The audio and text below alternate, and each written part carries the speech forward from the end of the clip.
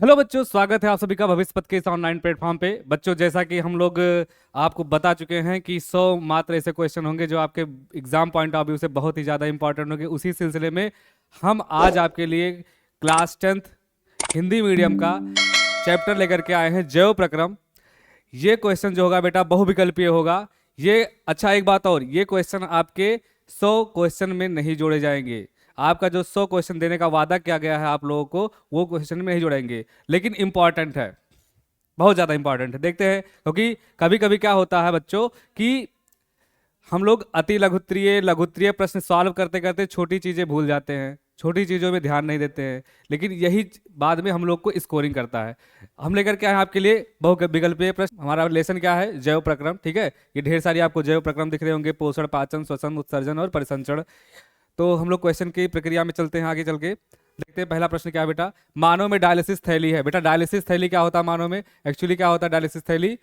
ये पाया जाता है किडनी में। कहाँ पाया जाता है? किडनी में। किडनी की जो यूनिट होती है ढेर सारी यूनिट से मिलकर के बनी होती है, जिसको हमको बोलते हैं क्या? नेफ्रॉन। क्या बोलते हैं? नेफ्रॉन। तो इसका आंसर क्या होगा? नेफ्रॉन। नेक्स्ट आ जाओ बेटा। रक्त में आयरन की कमी से होने वाला रोग। एक रोग, टीबी तो हो नहीं सकता, मधुमेह हो नहीं सकता क्योंकि इसको हिंदी इंग्लिश में शुगर बोलते हैं, उच्च रक्तदाब हो ही नहीं सकता, एनीमिया। इसका आंसर बेटा क्या होगा? एनीमिया होता है, क्योंकि इस रक्त की कमी से होने वाला जो रोग होता है वो एनीमिया होता है। नेक्स्ट बेटा देखते हैं, मानव हृदय का औसत प्रकुचन दाब। बेटा प्रकुचन दाब और एक होता है अनुशिथिलन दाब। जब हार्ट संकुचित होता है तब लगने वाला दाब, और जब शिथिल होता है तब लगने वाला दाब बेटा कितना होना चाहिए?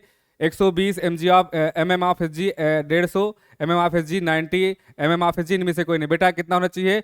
120 होना चाहिए। कितना होना चाहिए? 120 होना चाहिए। आगे चलते हैं, हम लोग देखते हैं पायरुवेट के विखंडन से यह कार्बन डाइऑक्साइड, जल तथा ऊर्जा देता है और यह क्रिया होती है। एक्चुअली बेटा इस प्रोसेस को बोलते हैं हम लोग ग्लाइकोलिसिस। क्या बोलते हैं? ग्लाइकोलिसिस बोलते हैं बेटा। और ये होता है किसमें? आपका माइटोकॉन्ड्रिया में होता है। क्या होता है? माइटोकॉन्ड्रिया में होता है बेटा। ये क्वेश्चन आपके श्वसन प्रोसेस से है। ठीक है, आगे चलते हैं बच्चों। क्वेश्चन क्या है? जठर ग्रंथि कहाँ पाई जाती है? बच्चों ये क्वेश्चन आया है आपके पाचन से, पाचन से आया है। और पाचन में कहाँ पे? आमाशय। आमाशय, आमाशय में जो पाचन होता है बेटा, तो ये होता कहाँ पे है? आमाशय में। कहाँ होता है? आमाशय में। आमाशय की दीवार पे होती है। वृक्क के संरचनात्मक और क्रियात्मक इकाई को कहते हैं बेटा नेफ्रॉन। अभी मैंने सॉल्व किया है। ब्रिक मतलब किडनी की, किडनी को ही बारे में बात कर रहा है, इसको हिंदी में ब्रिक बोलते हैं, नेफ्रॉन बोलता है, होता है इसका आंसर। नेक्स्ट बेटा आगे क्वेश्चन है, छोटी आंत में भोजन के पाचन में निम्नलिखित में किस रस की भूमिका होती है? जब भोजन छोटी आंत में पहुंचता है, ये जो क्या होता है कि बेटा सारा का सारा जो पाचन होता है वो आपकी छोटी आंत में ही होता है बेटा। तो उसमें एंजाइम होते हैं जो पार्टिसिपेट करते हैं डाइजेशन करने में, पाचन करने में। तो क्या है? पित्त रस, अग्न्यायस रस, आंत रस और इनमें से सभी। बेटा ये तीनों पार्टिसिपेट करते हैं जब भोजन कहाँ पहुंचता है? छोटी आंत में। तो इसमें इसका आंसर होगा इनमें से सभी। आगे चलते हैं बेटा, प्रकाश संश्लेषण प्रक्रिया का मुख्य उपोत्पाद क्या होता है? बच्चों यहाँ पे एक चीज याद रखना आप लोग को कि ये क्वेश्चन इसीलिए बहुत इंपॉर्टेंट मैं बोल रहा हूं कि यहाँ पे उत्पाद नहीं पूछा गया है, यहाँ पे पूछा क्या गया है? उपोत्पाद पूछा गया है। क्या पूछा गया है? उपोत्पाद। मतलब इसके मतलब उत्पाद के बाद जो बनने वाला जो है वो क्या है? तो इसमें बेटा देखो, ग्लूकोज। ग्लूकोज बेटा क्या है? ये उत्पाद है। क्या है? उत्पाद है।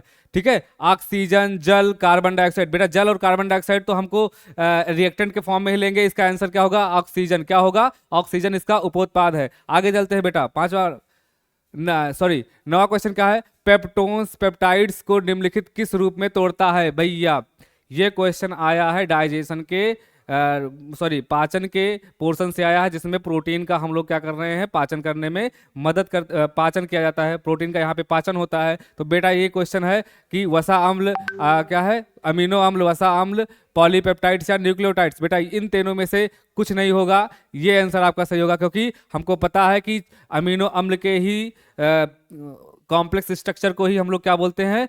प्रोटीन बोलते हैं। उसी को हम लोग पेप्टाइड्स बॉन्ड भी बोलते हैं, पेप्टाइड पॉलीपेप्टाइड्स भी बोलते हैं। आगे चलते हैं बेटा, 10 क्वेश्चन, अमीबा का मुख्य भोजन। अमीबा का मुख्य भोजन का, अमीबा बेटा क्या होता है? एक कोश के जीव है और ये रहता कहाँ पे है? ये रहता है पानी में। ठीक है, तो ये पानी में शैवाल के टुकड़ों को भी खा सकता है, डायटम और एक कोश के जीव को भी खा सकता है, और बैक्टीरिया को भी खा सकता है। इसका मतलब क्या हो गया? इसका आंसर क्या हो गया? इनमें से सभी।